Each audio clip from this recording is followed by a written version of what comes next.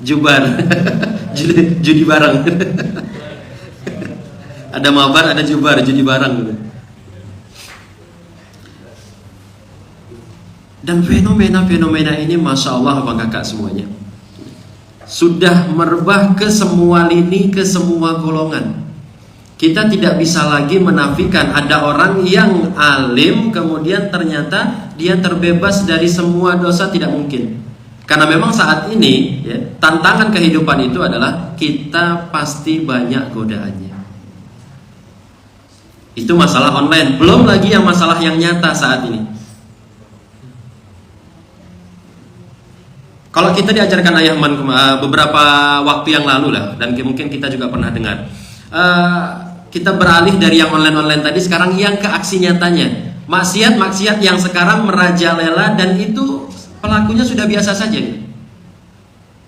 Dan dari semua maksiat itu ada dua maksiat yang Allah segerakan azabnya di dunia dan Allah azab juga di akhirat. Apa kira-kira yang dua maksiat ini? Yang pertama, durhaka kepada orang tua. Durhaka sama orang tua tuh itu di dunia dapat, di akhirat pun kena.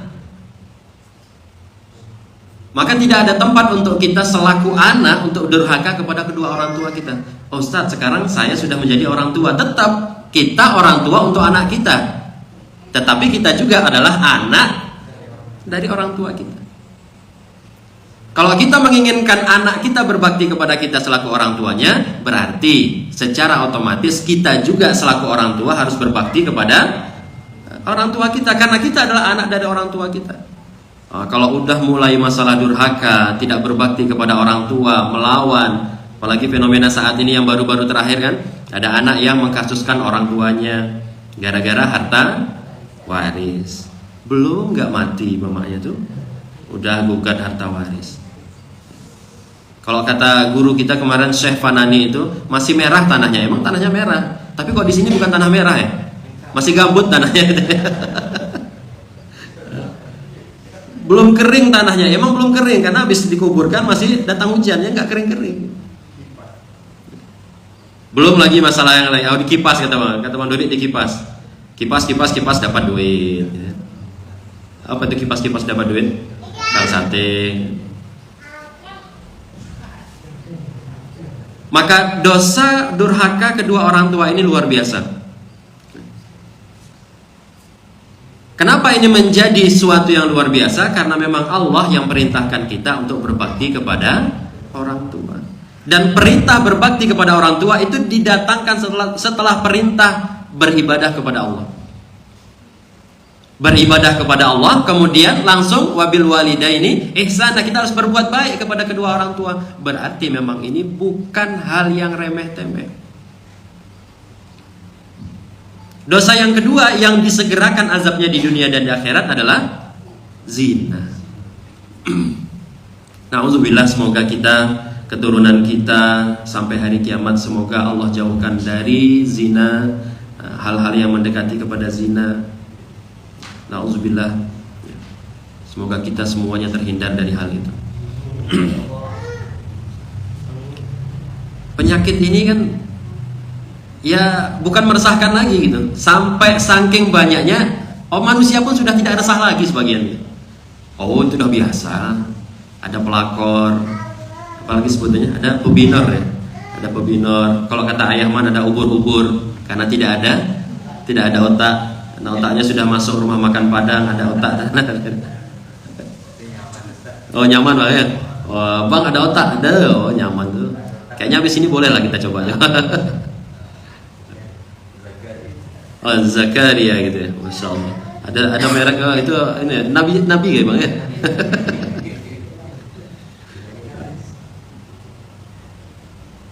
Saat ini kalau kita Masya Allah ya, luar biasa fenomena saat ini. Anak-anak muda, generasi muda, jangankan yang muda, yang tua pun masih.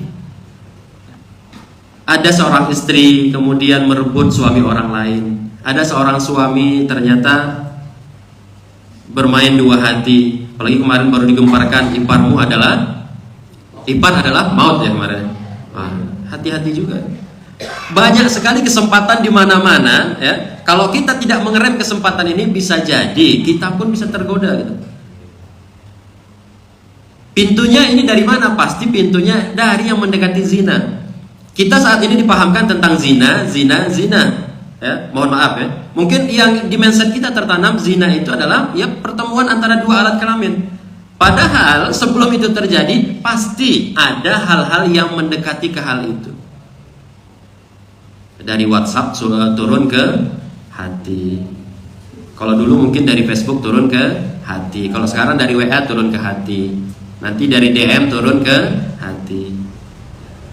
Mulai say hello, hai. Kalau ayah mana tuh gatal. Itu orang-orang kayak gitu tuh tiba-tiba assalamualaikum ukhti. Nah, makanya kalau ada mungkin kalau tidak ada kepentingan tiba-tiba nomor saya kok ada nyapa-nyapa ukhti langsung diblok aja ukhti. Abang kakak kalau abang-abang mungkin nggak usah diblok lah ya. Kalau yang kakak-kakak tiba-tiba nomor saya kok ada ngechat malam-malam lagi kan, assalamualaikum, hai, apalagi pakai hai, langsung blok saja nomor saya. Bisa jadi itu bukan saya. Dan tidak ada jaminan, kita hanya bisa berdoa dan berusaha agar kita terhindar dari situ. Dan ada yang lebih ngeri ya bang kakak semuanya. Bukan hanya sekedar zinanya, tapi ada dampak setelah itu. Dampak zina itu, kalau untuk laki-laki yang pertama pasti ada kekurangan. Apa yang kurang? Kurang harta, kurang uang. Ustaz, tapi ada yang dia suka berzina tapi duitnya masih banyak, tapi hartanya tidak berkah. Kalau kata Ayah Man ada duit hantu dimakan setan. Udahlah tuh hantu dimakan setan lagi. Ada duit pakai berzina, di akhir bulan ngutang tak ada, akhirnya pinjol nanti ternyata udah datang limit, udah sampai akhirnya ditagih akhirnya bunuh diri. Satu dampaknya kalau untuk laki-laki adalah kekurangan. Jangan-jangan kita saat ini masih kurang harta, bisa jadi ada hal yang mendekatkan kita kepada zina. Yang sulit untuk kita ya, dan itu masih kita berusaha. Ada yang namanya zina mata. Ada namanya zina. Ini sulit, harus kita berusaha untuk menjaga. Karena dari mata inilah biasanya mulai kemana-mana. Kemudian yang kedua, dampaknya zina untuk laki-laki itu selain kekurangan harta ataupun uang, yang kedua adalah manusia ataupun laki-laki itu menjadi tidak terhormat. Siapa sih pezina di dunia ini kemudian dia menjadi orang terhormat? Siapa dia? Semua pezina laki-laki itu jatuh martabatnya, tidak ada nama baiknya, dan dia akan tidak terhormat di kalangan manapun. Seorang suami yang berzina dengan orang lain, maka dia tidak terhormat di mata anaknya, tidak terhormat di mata istri sahnya, tidak terhormat di keluarganya, tidak terhormat di komunitasnya. Kalau dia mungkin kerja di kantoran, tidak terhormat di kantornya. Yang kemarin lagi viral, seorang dosen, maka dia tidak terhormat di kampusnya. Di mana-mana dia tidak menjadi tidak terhormat. Ini dampak sosialnya di dunianya, belum lagi kalau sama Allahnya nanti. Kalau untuk perempuan apa dampaknya? Untuk perempuan dampak dari zina itu adalah penyakit.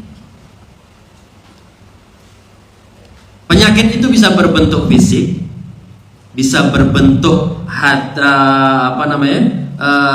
jiwanya.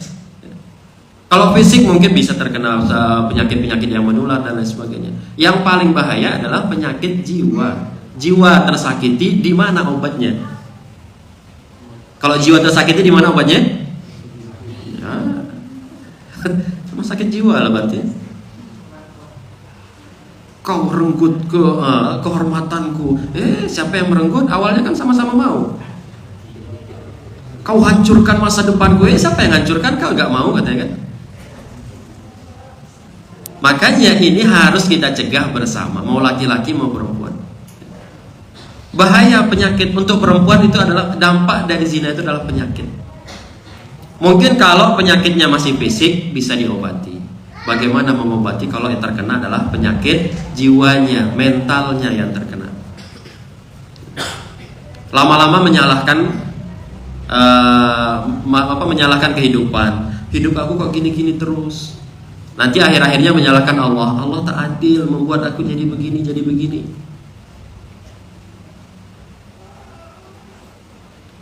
Dan masih banyak fenomena-fenomena yang saat ini kita temui luar biasa. Terus bagaimana kita selaku manusia yang tidak pernah luput dan lepas dari salah dan dosa? Tugas kita selaku manusia adalah segera bertaubat. Apa penawarnya agar kita bisa terjauh ataupun usaha kita untuk menjauhkan diri? Taubat itu pasti. Maka kita diajarkan oleh Ayahman ada yang namanya tias, taubat, iman, amal soleh. Kalau kita buka di dalam Al-Quran ada di surat Al-Furqan surat ke-25 ayat 70.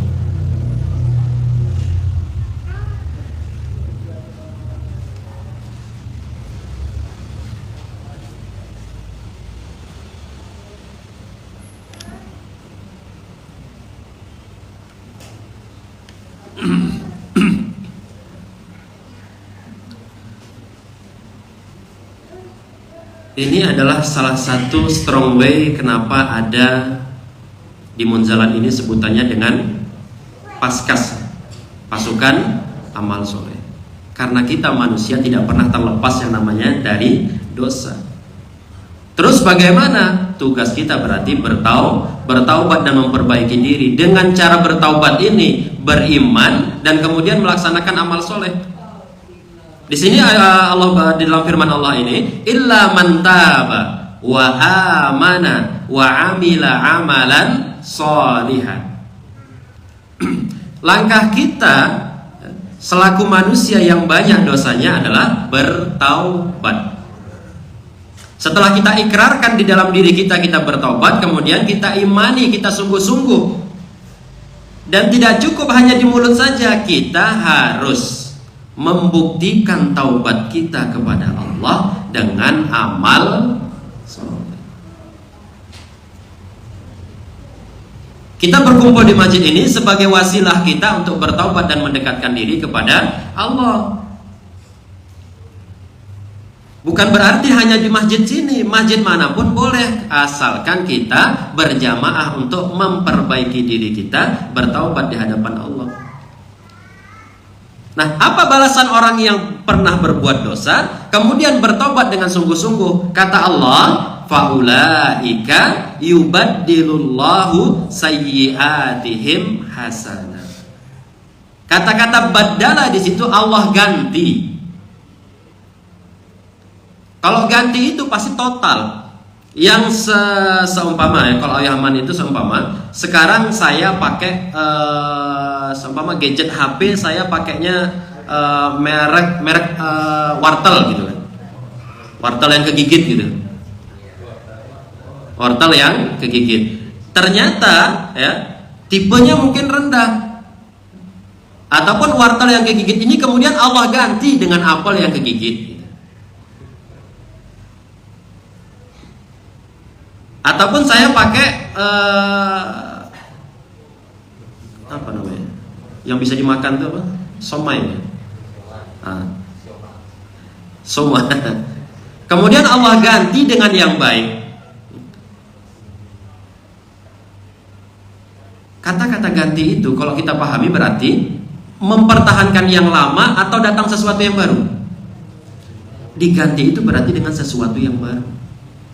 Dulu komunitas kita, komunitas mungkin ya bukan juga komunitas jelek gitu kan, tapi mungkin sholatnya masih menunda-nunda. Ketika azan berkumandang kumpul ataupun meeting masih lanjut. Ketika azan berkumandang masih leyeh-leyehan. Kemudian Allah ganti komunitas kita, ya lingkungan hidup kita dengan lingkungan yang lebih baik. Ketika azan berkumandang, kemudian mereka bersegera datang ke masjid, menjawab azan. Menjawab azan yang pas itu dengan apa? Menjawab azan yang tepat itu dengan datang ke suaranya. Artinya datang di mana tempat azan itu.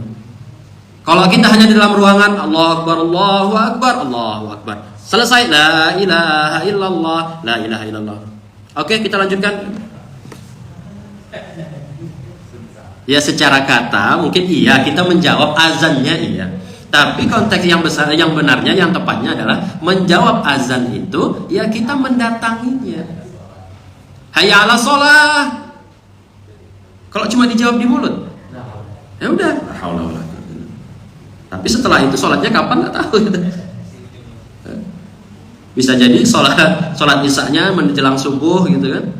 Setelah membicarakan bisnis besar semalaman suntuk di warung kopi gitu. Tapi kemudian Allah ganti circle kita itu dengan circle yang lebih baik. Nah, Masjid Kapal Munzalan ini hanya salah satu sarana, wasilah, jembatan untuk orang-orang yang ingin bertaubat dan memperbaiki dirinya, ingin kembali kepada Allah Subhanahu wa taala.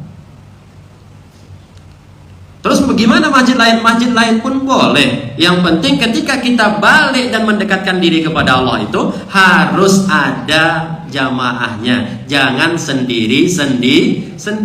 Terlalu luas surga itu kalau kita masukin sendiri, maka berjamaahlah. Kambing, domba yang diterkam oleh singa itu kambing yang mana? Kambing yang memisahkan diri dari jamaahnya. Tidak mungkin ada ratusan kambing kemudian yang lagi berkumpul itu yang diterkam, tidak. Bisa jadi singanya keinjak-injak. Tapi ketika ada si kambing yang memisahkan diri, itulah yang diincar. Nah, iblis sekarang juga begitu. Yang diincar itu yang kelihatan alim sendiri, kusuk gitu kan. Tapi tiba-tiba setelah itu gitulah dia. Setelah kelihatan kusuk, hilang orangnya kan. Apa bang? Makali.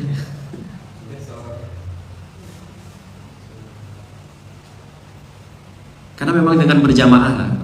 Ya di dalam Al-Quran juga disebutkan kita nanti masuk ke dalam surga pun berjamaah. Ada di dalam surat Az-Zumar ayat ke-73. Wasiqal ladzina taqaw.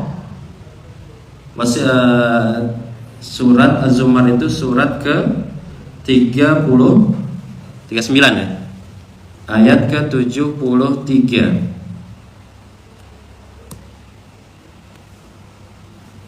Wasiqal ladzina taqaw rabbahum ilal jannati zumar. Masuk ke surga pun secara berjamaah. Kalau buka Quran coba lihat di ayat ke-71-nya. Bukan hanya masuk surga berjamaah, masuk neraka pun nanti berjamaah. Maka di dunia kita bertaubat dan memperbaiki diri, jangan sendiri-sendiri, berjamaah. Nah, Masjid Kapal Munzalan kemudian membuat jamaah. Bukan berarti jamaah ini yang terbaik, tapi ini sebagai wasilah, perantara untuk kita, untuk orang-orang yang ingin mendekatkan dirinya kepada Allah, ingin memperbaiki dirinya kepada Allah. Setelah kita berada di dalam lingkungan yang seperti ini, kemudian apalagi tugas kita? Tugas kita adalah yang kata Ayahman itu A, B, C, D. Sekarang udah sampai E ya. Bisa jadi nanti kedepannya sampai F kayaknya itu. Tak tahulah nanti. Bisa jadi muncul nanti F itu apa gitu. Kita yang sudah mulai bertaubat dan memperbaiki diri, jangan menganggap diri kita suci, tetapi cerminkanlah dalam keseharian kita itu agar orang lain itu termotivasi untuk kembali kepada Allah. Jadilah wasilah kebaikan. Dengan apa? A itu apa? Ajak orang lain. Jangan langsung datang ke suatu maghrib kemudian datang ke Taman Digulis. Qala Rasulullah, dilemparin. Ataupun yang taman apa sih namanya sampingnya itu? Ada panggungnya situ. Tiba-tiba naik ke atas panggung ambil mikrofon, A'udzubillahi minasyaitonir rajim. Apalagi langsung ngomong kafir. Oh, pulang tinggal nama. Pahlawan. Iya, mungkin ada orang nyebut pahlawan, tapi itu pahlawan bukan kesiangan lagi itu. Pahlawan kesorean namanya. Artinya di sini tugas kita bukan hanya seorang dai yang bisa mengajak orang lain untuk bertaubat dan memperbaiki diri. Siapapun itu bisa dengan cara ajak orang lain untuk mendekatkan diri kepada Allah. Selanjutnya apa? B itu apa? Bicarakan, kasih tahu. Kalau kita terus berbuat dosa, nanti ke depannya apa dampaknya. Sekarang itu mungkin orang lebih menerima hal-hal yang rasional. Kalau kau nih ya terus berzina, nanti dampaknya kamu dia akan banyak kurangan harta. Nanti kamu akan kena penyakit. Nanti kamu tidak akan terhormat di hadapan manusia dan lain sebagainya. Dan di dunia kamu akan kena azab. Itu hal-hal yang lebih masuk akal, itu lebih diterima oleh orang-orang sekarang. Daripada kita katakan wala taqrabuz zina, janganlah kamu mendekati zina. Oh ya, itu untuk kau katanya.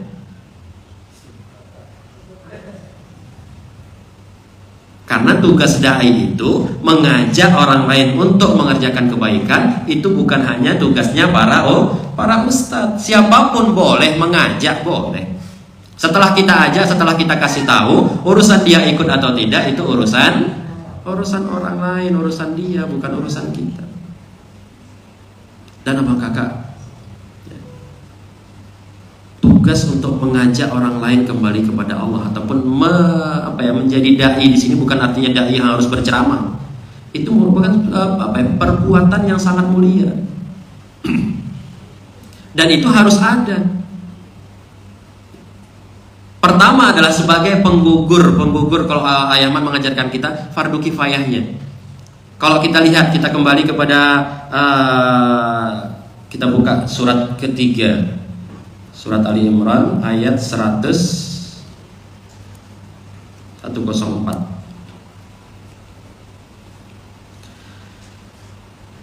Bunyinya di situ, wal takun minkum ummatun yad'una ilal khair. Berarti yad'una ilal khair ini bisa dengan mengajak, bisa dengan membicarakan, bisa dengan C-nya yaitu mencontohkan. Contohkan yang baik sehingga orang lain itu ikut kebaikan. Dan ketika ada seseorang yang terinspirasi dari kebaikan kita dan dia mengikuti kebaikan itu, insya Allah kita juga dapat kebaikannya.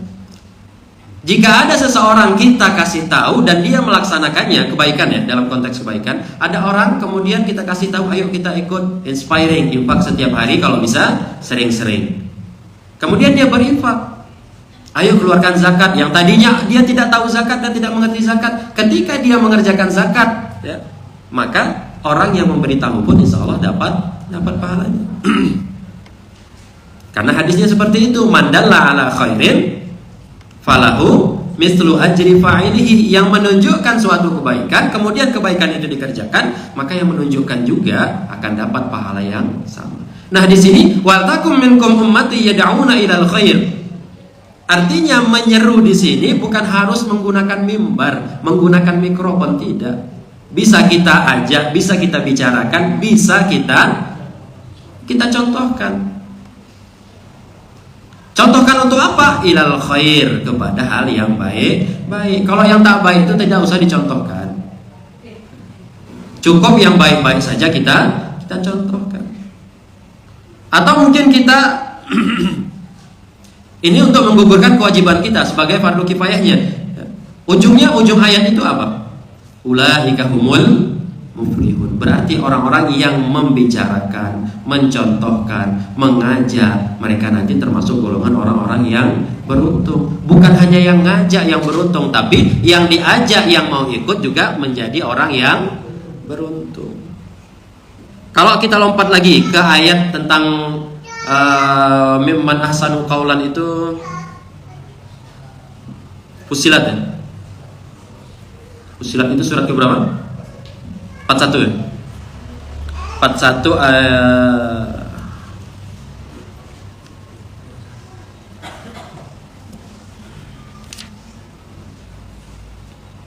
Nah 4133. Wa man ahsanu qawlan mimman da'a ila Allah wa 'amila shalihan wa qala innani minal muslimin. Kalau diterjemahkan di dalam Al-Qur'an itu, siapakah yang lebih baik perkataannya? Perkataan di sini artinya bisa dengan mengajak, memberitahu, ngasih tahu orang lain, ini loh yang baik, ini loh yang tidak baik, ini yang boleh, ini yang tidak boleh, ini yang hak, ini yang batil. Ini hitam, ini putih, putih. Jangan sampai abu-abu. Kalau yang isi abu tak apa-apa. Apalagi kalau malam-malam habis maghrib abu gitu kan, belum datang dia ya. Insyaallah semoga haji beliau haji yang mabrur insyaallah. Nanti khataman Quran tanggal 23 nanti udah bisa pakai abu lagi lah. kemarin terlewatkan satu khataman Quran tanpa abu gitu ya. Insyaallah. Memang Bang Abu ini orang yang dirindukan insyaallah. Baik, lanjut. Yang lebih baik perkataannya daripada orang yang menyeru kepada Allah. Menyeru kepada Allah di sini tadilah A, B, C, D. Kalau sudah kita ajak, sudah kita bicarakan, sudah kita kasih tahu, kemudian selanjutnya ada D-nya, kita doakan. Kemarin dia tambah lagi satu dengan ayah man sampai E sekarang ya. Dah lah. A, B, C, D udah nih. Ya, udah ajak, udah bicarakan, kemudian udah kita ceritakan juga sudah, kemudian sudah kita doakan juga, nggak mau ikut, berarti masuk ke dalam kategori E. Dah. Tugas kita sudah selesai. Kan kita itu tugasnya adalah berusaha. Masalah hasil itu urusan Allah. Kita jangan ikut campur hak prerogatifnya Allah masalah hasil. Usahakan masalah hasil. Kalau Allah berikan hasil dia mau ikut, alhamdulillah. Kalau dia tidak mau ikut, kita sudah sampaikan. Terbebas kita. Tapi jangan menyerah. Jangan sekali sampaikan, ayo kita sama-sama memperbaiki diri. Dia tak mau ikut, kita pun merajuk. Jangan. Sampaikan berkali-kali, terangkan, ceritakan berkali-kali, ajak berkali-kali, doakan juga berkali-kali. Yang terakhir mungkin masalah doa yang sering diajarkan oleh Ayahman, dimensi berdoa ya, agar lebih afdol. Nah sebentar lagi Ayahman insyaallah belum ya, kira sudah di belakang kan. Kalau guru datang itu murid itu langsung auto wudu. Kalau ada guru datang, seorang murid itu langsung auto wudu. Dalam berdoa ada dimensi berdoa.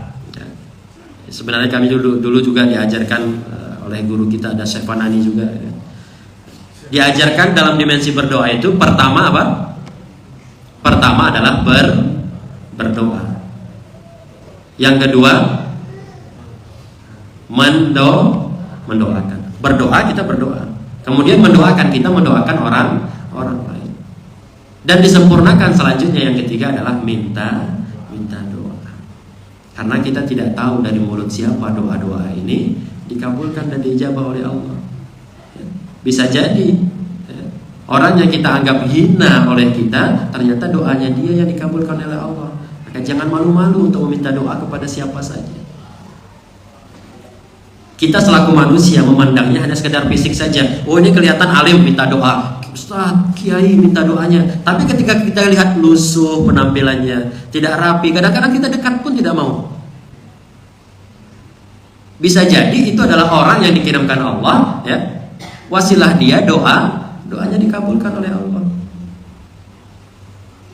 Berada dalam dimensi dakwah ataupun mengajak orang lain untuk bertaubat dan mendekatkan diri kepada Allah itu doanya harus kuat. Doa kita sendiri harus kuat. Orang lain yang kita ajak juga kita harus doakan. Dan tidak boleh lupa kita harus meminta doa dari orang lain. Bisa jadi dari banyaknya dosa kita berdoa belum dikabulkan oleh Allah. Belum ya, bukan tidak dikabulkan. Karena dimensi doa lain-lain doa itu dikabulkan, tergantung nanti tambah jauh lagi nanti melebar gitu. Bisa diganti waktunya, bisa diganti bentuknya kan begitu. Banyaknya dosa kita, doa kita belum dikabulkan oleh Allah. Kita mendoakan orang lain. Karena sesungguhnya ketika kita mendoakan orang lain, doa itu akan kembali pada kita. Maka jangan sampai kita mendoakan orang lain dengan sesuatu yang buruk-buruk. Saya dizolimi, saya akan mendoakan dia dengan doa-doa yang, apalagi kalau udah pakai sinetron-sinetron itu kan, dia kira dia natap tapi ada suaranya gitu kan, dia kira dia paling benar, nanti dia akan. Udah lulus ya, castingnya kayak sudah lulus ya, udah bisa jadi aktor kayak saya.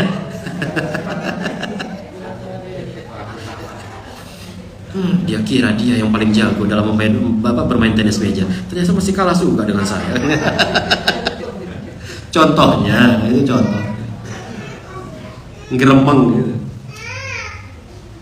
Kalau ada kesempatan di mana doa-doa kita ya dikabulkan oleh Allah, maka berdoalah yang baik. Nah, ketika kita mendoakan orang lain, ya Allah perbaikilah orang ini, ya Allah jadikanlah orang ini orang yang soleh, sesungguhnya kita juga sedang mendoakan diri kita sendiri. Ketika sedang safar, ya, tiba-tiba kita terkena satu masalah ataupun tersenggol dengan orang kan dan sebagainya, kemudian kita mencaci maki, jangan. Doakan orang itu semoga selamat dalam perjalanannya. Semoga orang itu dijaga oleh Allah. Kita mendoakan semoga dia selamat di perjalanannya, sesungguhnya kita juga sedang mendoakan diri kita sendiri. Jadi dimensi berdoa itu ada 3. Yang pertama berdoa, yang kedua mendoakan. Apalagi kalau kita mendoakan orang lain yang baik-baik, orang itu sendiri nggak tahu. Di sepertiga malam di atas sajadah kita, ya, dalam keadaan sujud kita berdoa kepada Allah, ya Allah ampunilah dosa orang ini, ya Allah mudahkanlah urusan orang ini, sebutkan namanya, ya Allah sembuhkanlah ibu saya, ya Allah mudahkanlah urusan ini, ya Allah sebutkan. Seorang istri mendoakan suaminya, ya Allah mudahkanlah suamiku, ya Allah jauhkanlah suamiku dari para ubur-ubur. Doakan, sebutkan nama suaminya, jangan lupa suaminya. Seorang suami juga seperti itu. Ya Allah, mudahkanlah urusan istriku. Siapa nama istrinya? Sebutkan. Istri saya tadi siapa ya? Nah, ini udah mulai ini. Ustaz, bagaimana kalau mendoakan istri orang? Kalau doakan istri orang, jangan hanya istrinya saja yang didoakan. Doakan juga suaminya dan keluarganya. Ya Allah, dekatkanlah dia kepadaku. Kalau kata Ayahman pakai digaruk pakai kulit durian. Biar agak mahal pakai durian blackthorn kan. Yang durinya agak hitam-hitam dikit tuh. Tapi di mulutnya biar lebih sempurna. Yang terakhir tadi minta doa. Itu dimensi kita berdoa. Alhamdulillah karena pintu sudah berbunyi. Ya, tadi seperti saya kasih tahu tadi kan, kalau guru sudah datang, murid auto wudu. Insyaallah itu mungkin yang bisa saya sampaikan pada subuh hari ini. Semoga ada manfaatnya yang benar-benar datangnya dari Allah Subhanahu wa taala. Yang tidak benar itu murni dari kesalahan saya pribadi. Kita doakan juga Ayahman, semoga selalu dilindungi dan diberkahi oleh Allah Subhanahu wa taala, dan Bunda Wong istri beliau yang kemarin habis milad, semoga dipanjangkan umurnya dalam ketaatan, dan semoga keluarga Ayahman selalu dijaga dan dilindungi juga oleh Allah, menjadi keluarga sakinah mawaddah warahmah, dan dimudahkan semua urusannya, dan dimudahkan juga dihalalkan semua rezekinya, dan ditambah kebermanfaatannya untuk semua golongan manusia, menjadi wasilah perantara untuk orang-orang lebih banyak lagi mengenal Allah Subhanahu wa taala. Al-Fatihah. A'udzubillahi minasyaitonir rajim. Bismillahirrahmanirrahim. Alhamdulillahirabbil alamin arrahmanir rahim maliki yaumiddin. Iyyaka na'budu wa iyyaka nasta'in. Ihdinas siratal mustaqim. Shiratal ladzina an'amta 'alaihim ghairil maghdubi 'alaihim waladdallin. Sekian dari saya, berkah selalu. Assalamualaikum warahmatullahi wabarakatuh.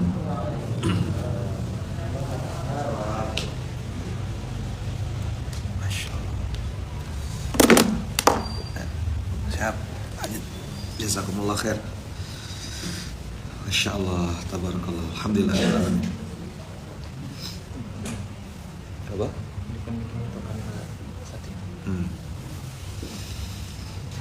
Assalamualaikum warahmatullahi wabarakatuh. Alhamdulillahirabbil alamin. Allahumma shalli ala Muhammad wa sayyidina Muhammad. A'udzu billahi minasyaitonir rajim. Rabbi shrah li sadri wa yassir li amri wahlul 'uqdatam min lisani yafqahu qawli. Tadi Ustaz Abbas bahas tentang taba wa aslaha. Taba itu artinya bertaubat, aslaha itu memperbaiki diri. Taba itu rasa di awal, pengakuan diri bahwasanya kita banyak dosa, banyak aib, sehingga kita bersemangat untuk menambah kebaikan-kebaikan baru. Nah, buah dari orang yang bertaubat dan memperbaiki diri itu, akhirnya dia jadi pribadi yang lebih sensitif, hatinya lebih lembut, dia lebih mudah menerima kebenaran. Nah, itu berarti taubat dan memperbaiki dirinya sinkron. Karena abang kakak, sejatinya setiap orang itu dikasih kesempatan Allah untuk bertaubat, dikasih kesempatan oleh Allah untuk memperbaiki diri. Cuma ada yang paham sinyalnya, dia nggak paham, beda server gitu. Sehingga banyak yang nganggap itu adalah musibah saja gitu. Padahal itu adalah cara Allah mengajarkan dia sesuatu, adalah cara Allah untuk menyampaikan, aku rindu sama kau, kata Allah. Lama aku tunggu sujudmu, lama aku tunggu taubatmu, lama aku tunggu istighfarmu. Aku hanya perlu kau mengatakan, iya saya salah. Itu ya. Apakah dengan mengatakan saya benar, saya ini tidak salah sama sekali, itu menyelesaikan masalah?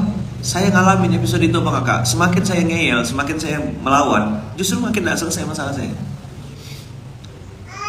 Kemarin ingat, semakin kita beriman, kondisi ketika kita beriman seperti naik apa?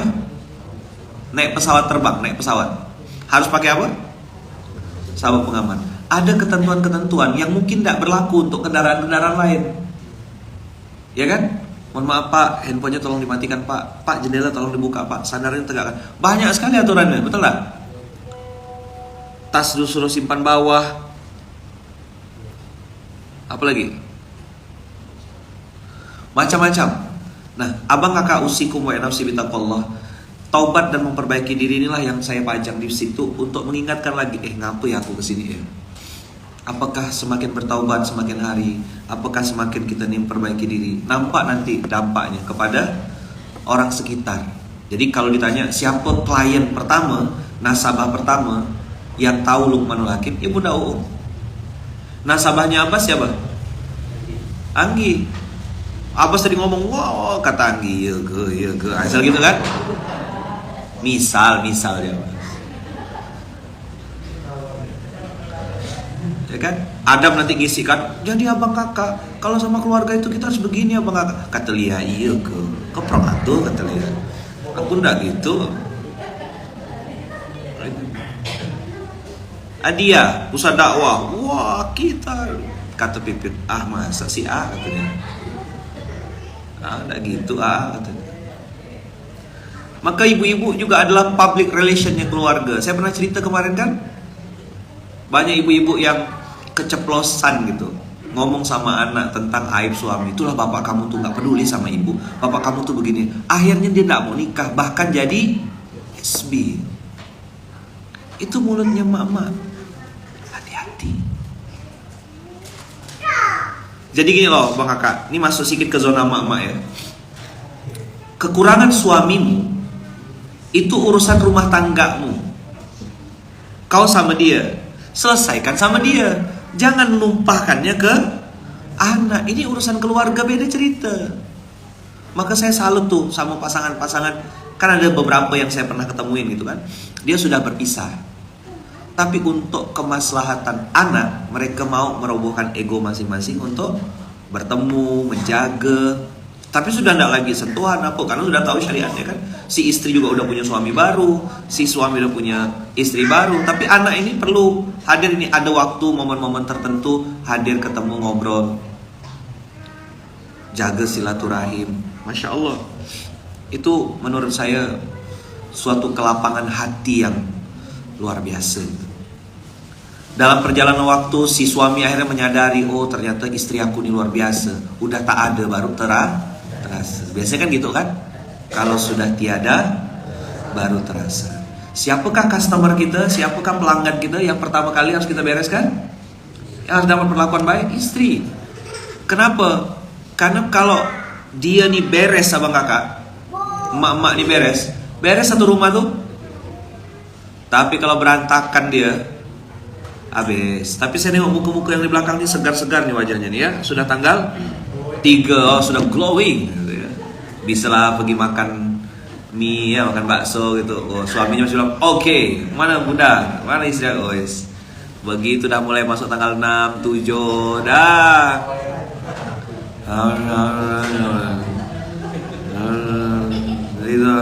Gitu. Udah mulai apa sih dia omongkan suami aku nih gitu.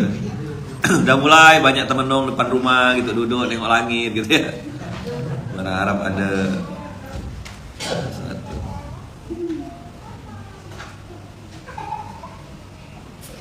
Jadi abang kakak, usikum wa nafsi bitaqullah. Tabawa aslaha ini rewardnya luar biasa. Maka benar sekali tadi yang disampaikan Ustaz Abbas, hati-hati dengan dosa zina, hati-hati dengan dosa durhaka sama orang tua. Nah, yang saya mau tekankan sama abang kakak, jangan pernah memaklumi perzinahan itu. Diganti dengan bahasa selingkuh tuh saya zina aja udah, biar kasar sekalian gitu. Zina aja udah, itu istilah Quran. Selingkuh tuh jadi halus, jadi akhirnya permisif kita. Apa? Kayak memaklumi gitu. Enggak apa-apalah, suka sama suka. Pakai dalil gitu, ridho birido kok. Ridho birido enggak di zina. Enggak zina babnya. Nih ya. Ada dibahas tadi mungkin.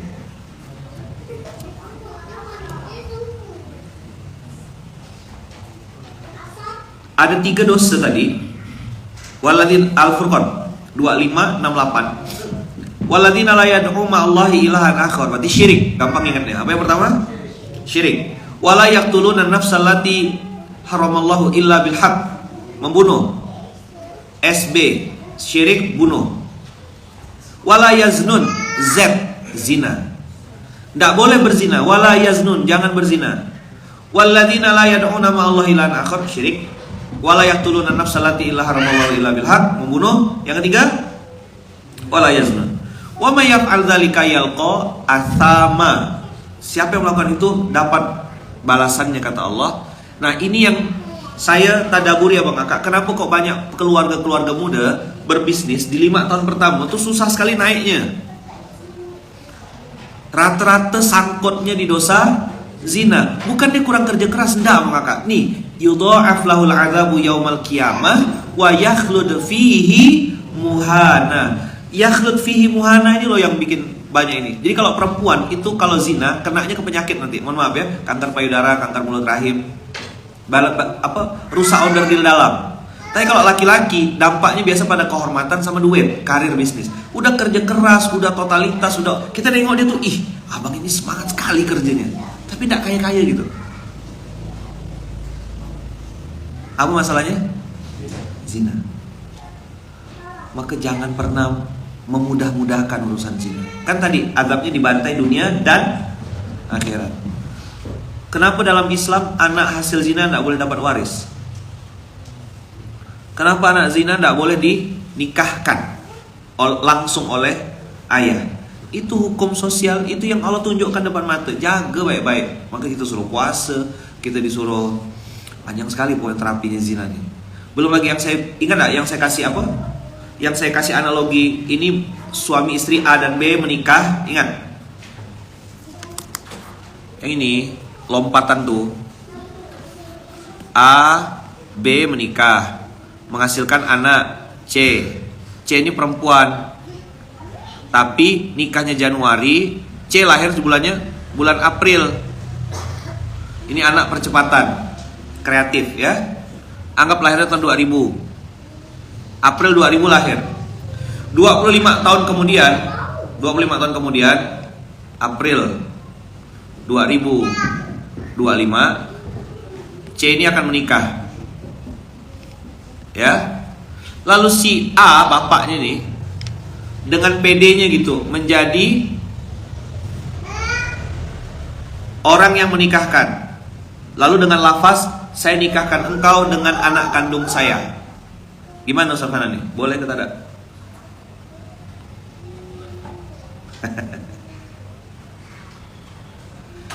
Ini nikah sudah dalam kondisi berbadan dua. Anak ini harusnya apa Bang Kakak? Yang saya kemarin kritisi, yang saya sampaikan agak keras.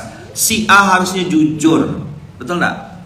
bilang saya berzina tahun 1999 misal gitu. Ini anak lahir tahun 2000. 99 saya itu sudah berzina sama si B. A dan B ini berzina, lalu lahirlah anaknya 2020. Kan sudah nanam saham nih tahun 99, betul gak? Lahirnya April, berarti check innya kapan tuh? Desember. April. Lahirnya April, coba hitung. Hah? Sekitar, bisa enggak satu kali ya? Enggak, biasanya berkali-kali. Bisa jadi dari awal tahun 99 sudah, ayo mainkan dengan merdu katanya. Ini abang kakak yang kemarin saya bilang, letak permasalahan itu di sini. Ketidakjujuran si A terhadap pernikahan anak. Lalu C ini menikah dengan D. Ketika dinikahkan oleh ini yang bukan haknya dan tidak boleh sebenarnya menikahkan ini, gimana tuh jadinya? Gimana? Apa nih? Zina musalsal namanya, istilah baru lagi nih. Zina yang antum kalau udah tahu, pelajari betul-betul, sampaikan ulang ya. Wa man ahsanu qawlan mimman da'a ila Allah, tuh kasih tahu ulang. Catat betul-betul, bila perlu bikin berita acara, telah lahir anak fulan dengan ini sekian, hasil apa? Kasih tahu abang kakak, kejujuranmu itulah bentuk taubatmu.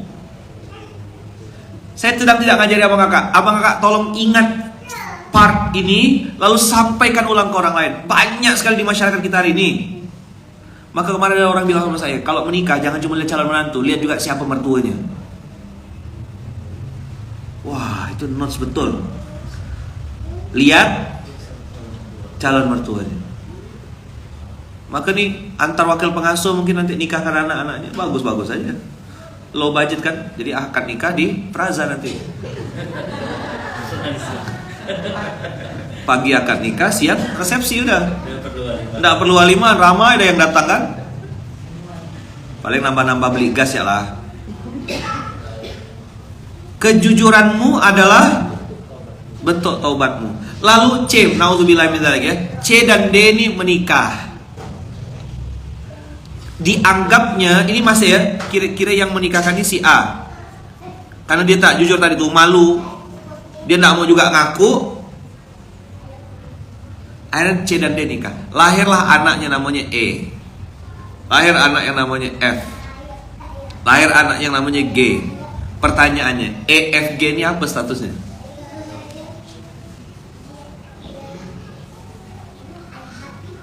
Pernah dengar pembahasan kayak gini enggak? Coba. Jarang kan? Ini ditakuti pembahasan-pembahasan kayak gini nih. Saya baru naikkan video sebentar langsung viral. Sekian juta view, orang tersinggung, orang marah, ngajak debat. Saya bilang take down videonya. Bukan masalah saya enggak nyampe. Saya malas berdebat. Tak kuasa. Langsung saya bilang, antum benar, saya salah, saya minta maaf. Udah pernah saya bahas ini abang kakak. Maksud saya, abang kakak pernah dengar dari tempat lain enggak gitu loh, benda-benda begini dibahas. Pernah dengar enggak? Enggak ada.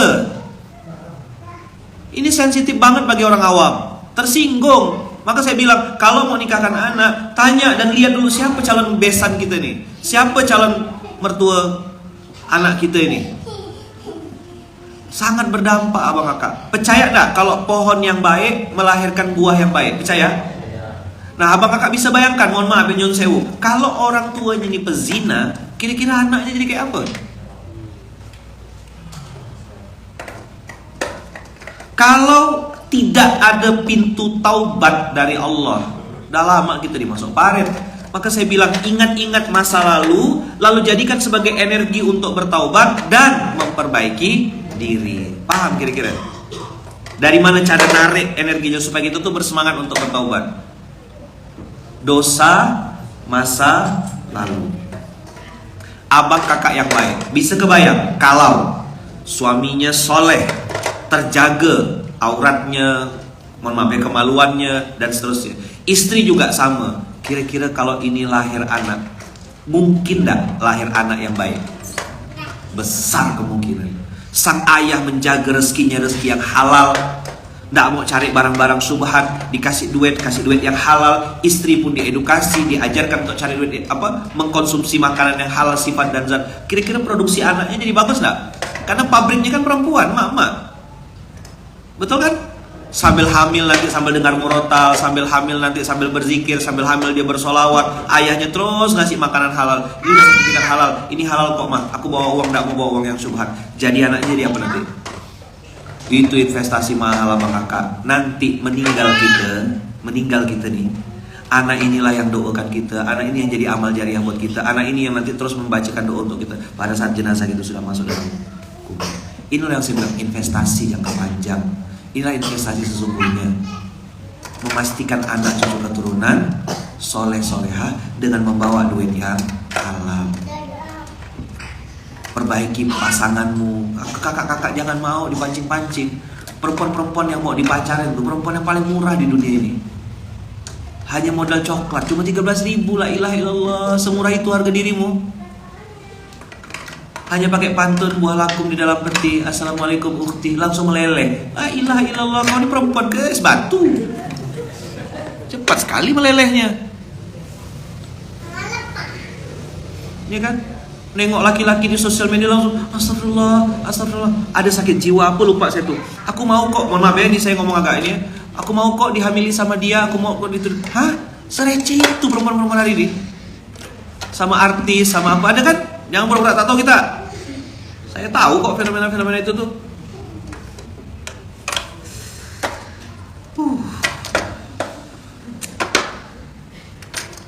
Abang kakak, coba jawab ya. Kalau sumber duitnya haram, kira-kira mudah gak dia terpancing zina? Hah? Mudah gak? Kalau sumber rezekinya haram, kira-kira terpancing zina, terpancing maksiat itu mudah gak? Mudah, kayak jerami dikasih bensin kena api langsung nyambar. Kira-kira kalau diajak untuk bermaksiat, narkoba, minum-minuman keras, bikin maksiat-maksiat macam-macam, mudah gak? Bisa dipahami kira-kira kenapa Ayaman selalu mengulang-ulang bab rezeki halal, makanan halal, sumber rezeki halal, bab putar-putar di situ. Kenapa? Dampaknya tuh pada what next itu.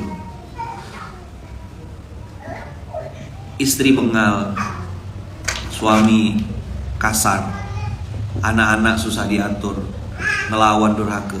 Coba cek, jangan dulu melulu menyalahkan gadget, sosial media, apa gitu. Apa yang sering disalah-salahkan tuh? Gen Z, ya kan? Jangan cepat-cepat nyalakan itu, karena hadisnya tuh abang kakak, nanti dia masukkan hadisnya ya. Itu loh, kullu mauludin yuladu alal fitrah. Masih ingat gak abang kakak? Setiap anak terlahir dalam keadaan, hadisnya kan sampai di situ. Yang sering dibahas situ ya kan? Padahal ada lanjutan kalimatnya. Apa lanjutannya?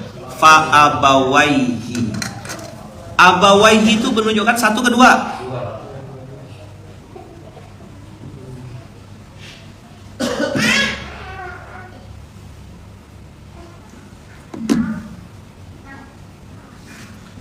Fa abawaihi yuhawidanihi au yunassiranihi au yumajjisanihi. Bapak ibunya lah. Maka setiap yang lahir dalam keadaan fitrah kakak, itu harusnya tidak boleh dikotori. Usikum wa nafsi bitaqwallah. Para ayah, mungkin duitmu belum banyak hari ini, tapi pastikan bawa balik duit halal. Istri-istri tulis surat pakai tangan, bilang sama suami, wahai suamiku, kami masih bisa menahan lapar, tapi kami tidak bisa menahan panasnya api neraka. Itu kalau istri nulis kayak gitu tuh, suaminya langsung merasap, menyala abangku gitu. Ya kan? Nggak pula menyala, ya kena siram bensin suaminya. Menyala abangku. Fa'abawaihi ya. Maka jangan cepat-cepat menyalahkan pergaulan, menyalahkan ini. Coba cross check, aku dapat duit dari mana? Abang kakak, siapa yang di sini percaya rezeki halal tuh berdampak banyak untuk kehidupan kita? Ada? Percaya tak? Abang kakak sebaliknya, siapa yang percaya juga bahwasanya rezeki yang haram atau sumber duit haram atau harta haram itu berdampak buruk pada kehidupan? Ada? Oke. Siap. Jadi mana yang mau dipilih gitu? Skala prioritas. Banyak atau halal? Pilih dulu. Pilih itu dua-dua, salah, nggak boleh dua-duanya, itu apa, kemaruan. Kan sudah pilih. Banyak atau halal? Sekarang saya bilang, ini pertanyaan kedua. Doanya gimana Bang Kakak? Baru pakai dan. Doa kita ya Man, banyak dan halal gitu. Itu jadi, ayo ya Allah, bukakanlah pintu-pintu rezeki baru yang banyak, yang halal, yang berkah, tanpa bermaksiat kepadamu ya Allah. Untuk saya, keluarga saya, orang yang saya cintai, adik-beradik saya, keluarga saya, orang-orang yang sekenal, guru-guru saya, bukakan semua ya Allah pintu-pintu rezeki baru. Jangan cuma satu pintu, pintu-pintu jamaah rezeki baru. Jadi doanya itu sudah inna untuk kami ya Allah, untuk sahabat saya, untuk guru saya, untuk orang yang kenal sama saya, untuk orang-orang di sekeliling saya. Coba belajar, luaskan doanya, coba. Selama ini antum mungkin doakan untuk suami antum ya. Sekarang doakan juga orang lain, doakan tetangga, doakan sahabat, doakan kawan-kawan antum, doakan yang lagi sakit di rumah sakit, doakan yang lagi di dalam penjara, doakan yang lagi dalam kubangan maksiat, doakan semua mereka-mereka itu yang lagi jadi bandar narkoba, lagi jual minuman keras, lagi jual kursi, apa ini? Ya jual kursi lah, mungkin ya kursi goyang, maksudnya kursi goyang. Ya, maksudnya siapa yang mau naik bisa digoyang, hasil gitu kan? Coba belajar, luaskan doanya yuk. Ya Allah, bukakanlah pintu-pintu rezeki baru untuk sahabat saya, untuk teman saya. Oh, saya ingat si fulan ini punya utang, bukakan pintu-pintu rezeki itu. Termasuk orang yang berutang sama antum, doakan dia, yuk. Pagi ini langsung praktek. Doakan dia. Ya Allah, bukakanlah pintu-pintu rezeki baru untuk orang ini ya Allah. Lama sekali tak bayar utang ya Allah, 1.000 pun tak dibayar-bayarnya. Betuah raya gitu. Tak jadi berdoa ya, jadi marah pula ini. Ya Allah, bukakan pintu-pintu rezeki baru untuk yang punya utang ya Allah. Supaya cepat lunas utangnya ya Allah, cepat dibayar ke saya ya Allah. Saya perlu ya Allah, lagi perlu duit nih ya Allah, tolong ya Allah.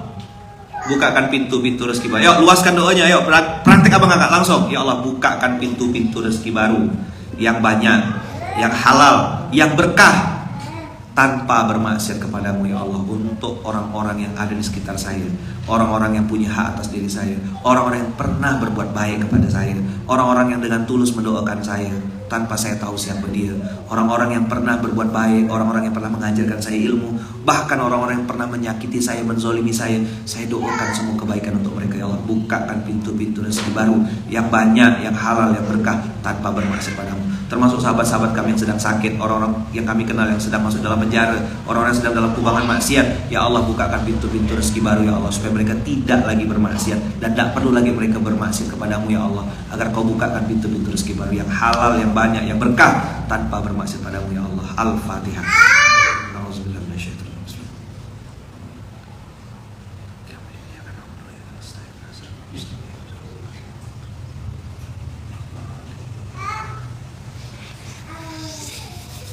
Ya Allah, bukakan juga pintu-pintu rezeki baru untuk anak, cucu, keturunan selama-lamanya dengan yang halal saja. Anak, cucu, tuh Abbas lagi pegang anak, lagi gendong anak. Doakan betul-betul Bas. Ya Allah, ini anak saya ini ya Allah nanti akan menikah, akan punya suami, akan punya menantu. Ya Allah, kasih dia rezeki yang halal ya Allah, anak, cucu, keturunan yang halal. Doakan anak-anak antum. Antum yang punya anak tuh doakan dari sekarang. Ya, titipkan, bilang sama Allah, dipegang, disentuh tubuhnya, bilang, nah ayah mendoakan, bunda mendoakan, nah, semoga anak cucu keturunannya selama-lamanya. Jangan lupa, ada kata kuncinya, selama-lamanya, supaya doa kita tidak expired. Jadi begitu kita doa selama-lamanya, anak cucu keturunan kita sampai kapanpun, dan tidak tahu tuh berapa generasi, sampai beribu-ribu generasi ke bawah, minta sama Allah, ya Allah kasih rezeki mereka rezeki yang halal saja. Al-Fatihah.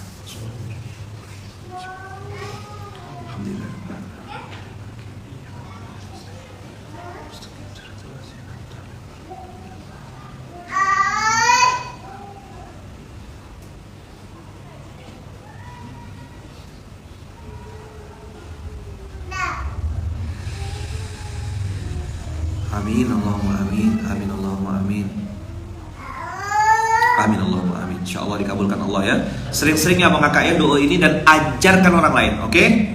Pesan dari saya adalah abang kakak praktekkan dan ajarkan orang lain. Tadi itu doa yang tadi itu, ya Allah bukakanlah apa?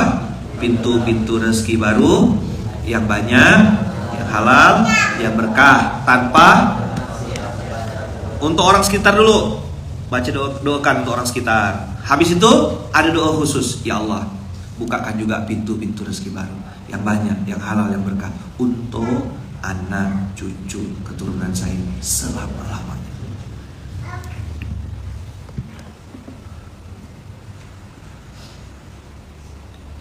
Jadi doanya 2 kali. Doanya berapa? Doanya 2 kali. Yang pertama, ya Allah bukakanlah pintu-pintu rezeki baru yang banyak, yang halal, yang berkah tanpa bermaksud kepadamu ya Allah untuk orang-orang sekitar saya. Yang kedua, ya Allah bukakanlah pintu-pintu rezeki baru yang banyak, yang halal, yang berkah selama-lamanya untuk anak, cucu, keturunan saya sampai hari kiamat. Pintu rezeki yang banyak, yang halal, yang berkah tanpa bermaksiat kepada Allah. Nah, mudah-mudahan doa ini bisa diamalkan dan diajarkan lagi. Ini mudah abang kakak, simple doanya. Jadi abang kakak bisa share materi ini ke banyak orang. Jazakumullah khair. Ini yang bisa saya sampaikan. Kita tutup dengan hamdalah. Alhamdulillahirabbil alamin. Subhanakallahumma bihamdika asyhadu an la ilaha illa anta astaghfiruka wa atubu ilaik.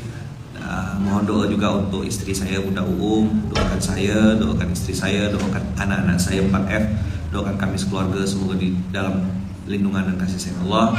Saya juga mendoakan abang kakak semuanya ya semoga sekeluarga besar selalu dalam lindungan dan kasih sayang Allah. Terima kasih banyak abang kakak, barakallahu fikum, jazakumullahu ahsanal jazaa. Kita tutup dengan doa yang diajarkan Rasulullah.